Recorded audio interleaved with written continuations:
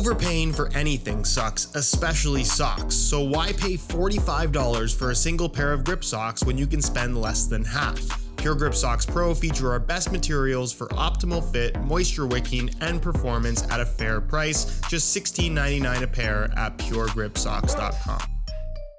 So you want a pair of Nike football boots in 2023, but you're not sure which ones are best for you. Well, you've come to the right place because we're going to be comparing all of their top-end options when it comes to touch, traction, weight, as well as comfort and fit, and then ultimately ranking them from best to worst. With the first of 5 top-end boots in their lineup being the Tiempo Legend 9 Elite, retailing for $230, the Phantom GX Elite Low, retailing for $250, the Zoom Mercurial Vapor 15 Elite, retailing for $250, the Phantom GX Elite DF, retailing for $275, and finally the Zoom Mercurial Superfly 9 Elite, also retailing for $275. All of which you can get below their normal retail prices by way of some exclusive SR4U coupon codes by checking out the links down below. And before we get started, drop a like on the video if you'd like to see me do this style of comparison with other brands as well, and make sure you subscribe to the channel if you haven't already so you don't miss out on my reviews of all the latest football boots of 2023.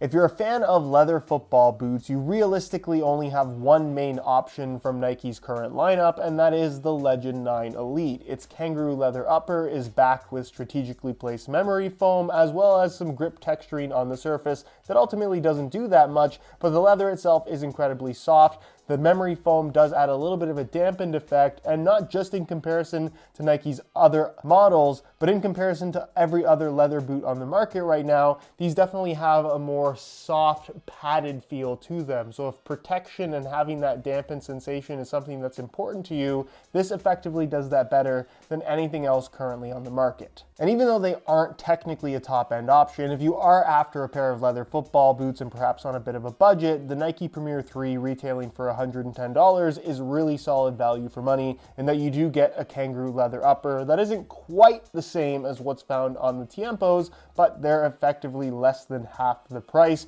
At this price point, you do have other options outside of Nike that are definitely worth considering, but if you like a simple pair of leather football boots for around $100, these are pretty solid. If you're after additional grip on the ball and tend to prefer uppers that have a little bit more of that soft, sock-like knitted sensation against your foot, then the grip knit upper of the Phantom GX is exactly what you're looking for. It's very unique in comparison to just about everything out there in terms of providing tons of additional grip with no external elements. The grip is built into the material itself, so it has a little bit of that stickiness without being overbearing, but it's also incredibly consistent across the entire upper. On this particular colorway, everything that is pink and purple does have a really grippy sensation to it. It's easy to get used to. It gives you a nice sense of control when passing, and certainly when shooting. Generating spin is a little bit more easy, and in general, it just feels super comfortable against your foot. Interestingly, the mid-cut version of the Phantom GX does introduce a ghost lace cover, as Nike calls it, which, similar to what we used to see on the Phantom Vision lineup, is an elasticated Flyknit material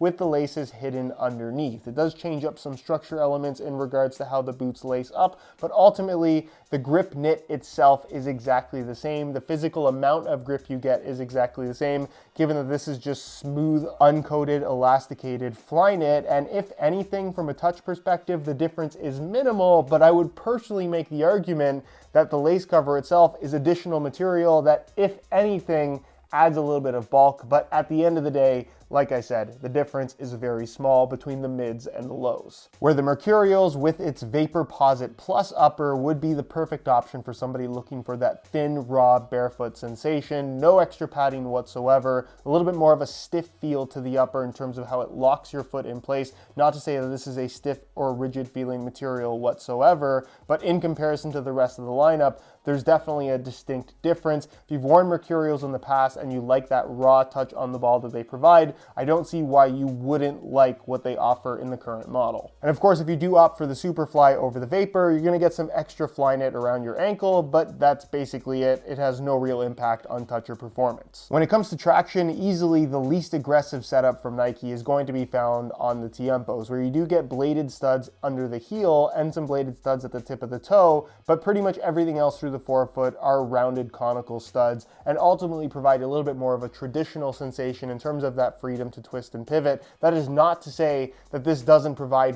really good traction, and as far as other football boots in this category is concerned, I would actually go as far as to say that this is one of the more aggressive setups. But again, in comparison to the Mercs and the GX, this definitely errs on the side of being more traditional. But again, if you've worn Tiempos in the past, they haven't really changed up the formula. It still fits, feels, and performs really good from a traction standpoint. With the Mercurials effectively being on the opposite end of the spectrum, featuring three-sided bladed studs through the forefoot and then just straight blades everywhere else, this is designed to provide as much bite as possible, basically giving you the most aggressive traction that you're going to find from pretty much any football boot on the market. It's been the gold standard for the Mercurial series for a long time now, and I don't think that's changed with the latest variation. The difference in the shape of stud is definitely changed up from previous generations, but they're still pretty much as aggressive as they've ever been. And if you're looking for a stud pattern that feels like it puts you on your toes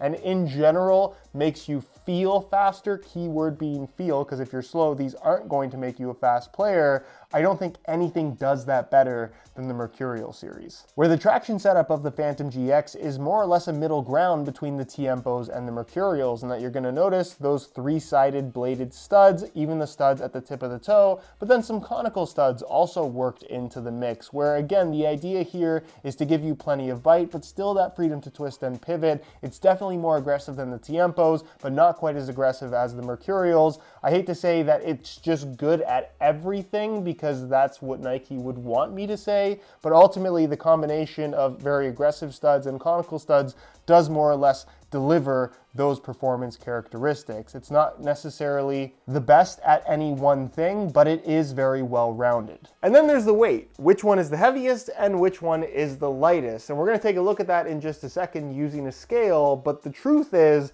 there isn't a big weight difference between any of these. Believe it or not, the heaviest top-end model from Nike right now is the DF version of the Phantom GX Elite, weighing in at 7.6 ounces, the equivalent of 215 grams, which is still quite light. Followed by the Legend 9 Elite, weighing in at 7.4 ounces, the equivalent of 209 grams. Then the Phantom GX Elite Low, weighing in at 7.2 ounces, the equivalent of 205 grams. With Nike's second lightest offering being the Superfly 9 Elite, weighing in at 6.8 ounces, the equivalent of 193 grams. And then finally, and perhaps unsurprisingly, their lightest option being the Vapor 15 Elite, weighing in at 6.5 ounces, the equivalent of 185 grams. When it comes to fit and comfort, obviously personal preference and foot shape is going to play a huge role in terms of what's going to feel the best on your feet specifically.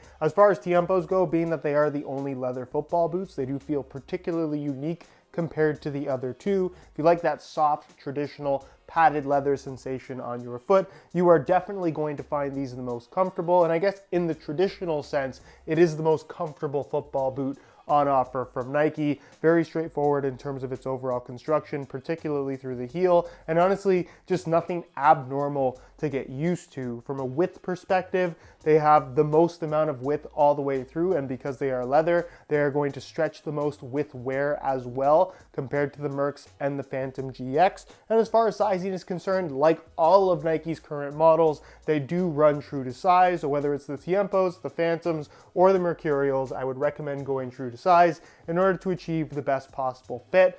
Otherwise, if you want the widest fit and arguably the most comfortable fit in terms of having that soft padded feel, the Tiempos are the way to go. The Phantom GX, like I mentioned earlier in the video, is for the person that's more after that kind of simple sock-like knitted sensation on feet. When Nike introduced Flyknit football boots in 2014, the construction and general feel of those knitted uppers was a lot more simple. These kind of relate closer to those than some of the more recent Flyknit stuff where they got a little bit more complicated in terms of added elements and kind of just changing up the material itself, because GripKnit ultimately is a fairly simple form of Flyknit. The boots as a whole are super flexible, there's very little to break in, the sole plate feels incredibly normal, and the general shaping of the football boot hasn't changed too much from the Phantom GT series that they replaced, although I definitely prefer the overall shaping of these boots, and with the lacing systems being pushed more so down the middle, it just makes for a better wrap around your foot.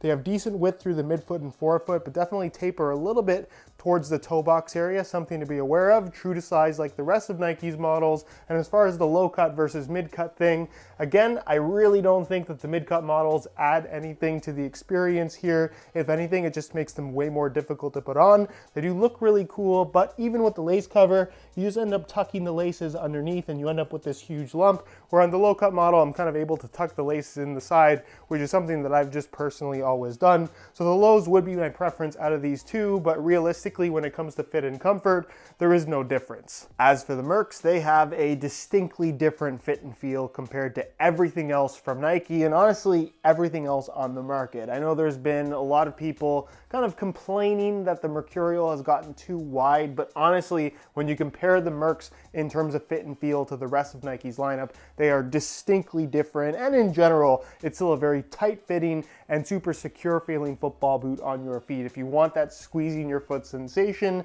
granted that you get the right size, you're still going to get that from either the Superfly or the Vapor. What I think really makes this boot stand out though is the Air Zoom tech you're gonna find underfoot. On the balls of your feet, there is this slight bounciness, this cushion that no other football boot has on offer, and in my opinion, it's one of the most impressive technologies ever on a pair of football boots. Nike touts it as a speed element, and whether or not the energy return is actually benefiting you in terms of making you quicker, that remains to be seen. I would personally doubt that, but from a comfort perspective, the slight amount of underfoot cushioning that this offers and that slight bouncy sensation is honestly unlike anything else that I've ever tried before. And if I could put it in every pair of football boots that I wear, I would love to have it. It is, for me, the most impressive technology in the world of football boots right now, and honestly the main reason why you would want to buy a pair of Mercurials. It just happens to be the case that it does everything else extremely well too. So as far as being extremely well-rounded, it's really tough to beat the Mercurial, especially when you're comparing it to other options in the speed category. So from a width perspective, they're suitable for most people as long as you like that tight fit. Obviously not ideal if you have extremely wide feet, and as far as sizing is concerned as well, they definitely do run true to size. And then when it comes to picking between the Vapor and the Superfly, ultimately it is a matter of personal preference, no difference in fit or comfort, an extra $25 for the Superfly and that mid-cut collar. So for me personally, I'd go for the Vapor, again with the ability to tuck the laces in the side, but it does depend on what you like the look and feel of. So as for ranking them from best to worst, or I guess worst to best, because I think that makes for a better viewing experience, I do want to say that I don't think there's a bad option in Nike's lineup for 2023, and depending on personal preference, even if I'm ranking it as the worst, it very well might be the best boot for you. Again, it totally depends on what type of fit, feel, and just general type of football boot you're looking for. So with that in mind, in my opinion, the worst football boot from Nike right now is the Tiempo Legend 9 Elite, which is very unfair because I think this is an excellent pair of football boots, but compared to the rest of their lineup, it's the least innovative, it's the least interesting, but like I said, still top tier football boots. The kangaroo leather is incredibly soft. They're some of the most comfortable boots on the market in my opinion. And again, personal preference is a huge thing here.